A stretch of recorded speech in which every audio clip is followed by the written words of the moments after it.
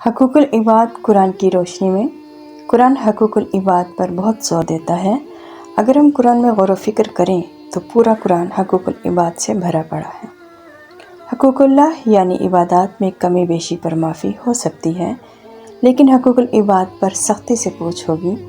کچھ لوگ اپنی عبادات کو کافی سمجھتے ہیں اور حقوق العباد کو کوئی اہمیت نہیں دیتے۔ اگر ہم قرآن پر تدبر کریں تو قرآن میں جتنے عذاب آئے سب حقوق العباد کی وجہ سے آئے، جیسے ملاوٹ کرنے پر، لوطی عمل کرنے پر، رسولوں کی نافرمانی کرنے پر، ظلم کرنے پر، جیسے فرعون کا بے انتہا کا ظلم تھا کہ وہ بیٹوں کو قتل کرواتا۔ یہ ایک ظالمانہ اقدام تھا اور وہ سمندر میں ڈوب کر مرا۔ فرعون نے مرتے ہوئے کہا کہ میں ایمان لایا موسیٰ کے رب پر، لیکن آخری وقت کا ایمان بھی قابل قبول نہیں ہے۔ قرآن میں کوئی بھی عذاب عبادات کی کمی بیشی کی وجہ سے نہیں آیا، کیونکہ وہ انسان اور اللہ سے رابطے کا ذریعہ ہے۔ اب وہ انسان پر منحصر ہے کہ وہ اپنے رب سے کتنی محبت کرتا ہے اور کتنا اللہ سے رابطے میں رہتا ہے۔